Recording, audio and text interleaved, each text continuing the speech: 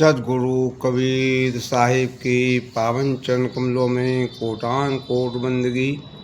समस्त मुद मंगलमय संत समाज, सज्जनों और देवियों, सद्गुरु कबीर साहिब आत्म बोध कराने वाले सत्पुरुष हैं, महापुरुष हैं। आत्मबोध का उद्देश्य क्या है? आत्मबोध क्यों होना चाहिए? आत्मबोध से मिलता है शांति, संतोष, आवागमन से रहित की स्थिति, मोक्ष की स्थिति होती है आत्मबोध से। आत्मबोध प्राप्त करने के लिए आवश्यकता है हमारे अंतःकरण में दुगदुगी हटाने की। सद्गुरु साहब कहते हैं, संशय सब जग खंडिया, संशय खंडे नहीं कोई। संशय खंडे सोजना, जो शब्द विवेकी होई। संशय ने सारे संसार को खा लिया, सबको संशय ने भ्रम में डाल लिया। संशय का मिटाने वाला, भ्रम का मिटाने वाला केवल विवेकी संत ही है। जो विवेकवान होंगे, विचारवान होंगे, उसका संशय मिटेगा और उनका संशय मिट जाने से अंतःकरण में शांति और सुख की अनुभूति होगी। तो आत्मबोध के लिए संशय का मिटा देना आवश्यकता है, संशय का मिटाना आवश्यक है। और संशय मिटाने के लिए हमारे अंतःकरण में अभिमान की भावना खत्म हो जाए। अभिमान ना रहे, घमंड ना रहे। घमंड रहेगा तो संशय मिटेगा नहीं। अब घमंड कैसे मिटे? घमंड मिटाने के लिए हमको नम्रता चाहिए। नम्रता। नानक नन्हे हो रहो, जैसी नन्ही दूब, घास घास जल जात है, दूब खूब की खो। नानक जी कहते हैं कि अगर कुछ काम करना है तो उसके लिए छोटे बन जाओ, नन्हे बन जाओ। जैसी दूब छोटी होती है तो वो फलती फूलती और हरियाली देती है, और यदि आग लग जाए, कोई काटे, तो धूप का कुछ नहीं बिगड़ता और घास घास जल जाती, ऊंचा ऊंचा जो होता है वो जल जाता है। इससे नम्रता लाओ।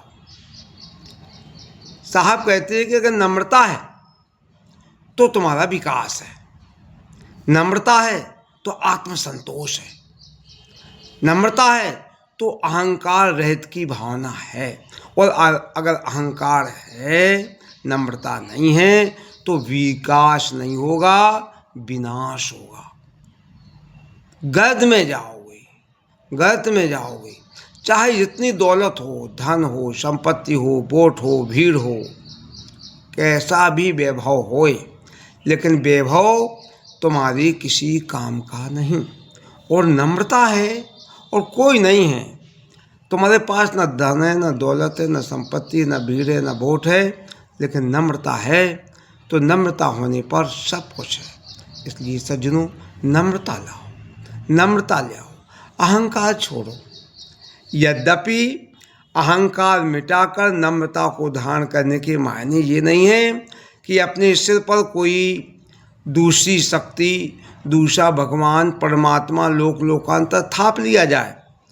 और अगर कोई तुम्हारे ऊपर लोक लोकांतर, भगवान, परमात्मा, ईश्वर नहीं है, तो ये भी नहीं है कि तुम किसी के भगवान परमात्मा हो।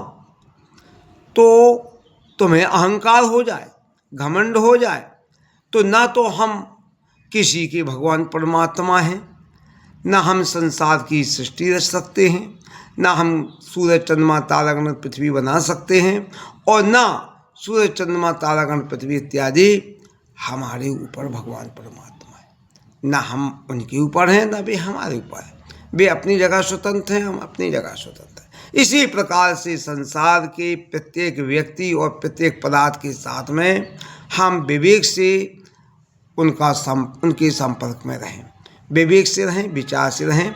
ना हम किसी के ऊपर हैं, ना कोई हमारे ऊपर है। तो फिर अहंकार किस बात का, दुख किस बात का? ना दुख है और फिर ना कोई अहंकार है। इसलिए नम्रता को धारण करके, और सदगुरु कबीर साहब कहते हैं कि सांचे श्राप न लागे, सांचे काल न खाए, सांचे ही सांचे जो चले, ताको काहे न जाए। सच्ची बात पर चलने पर, सच्ची बातों को मानने से कोई ये नहीं कह सकता है कि झूठ बात मान जाओ। झूठ क्यों मान जाओ और सांच क्यों छोड़ दो? ना झूठ मान जाओ ना सांच छोड़ दो। ये हमारी वृत्ति नम्रता की हो जाए, सच्चाई की हो जाए, पवित्रता की हो जाए, दूसरे को सताने की भावना न रहे और दूसरे ऊपर अपना अहंकार मरने की भावना भी ना रहे।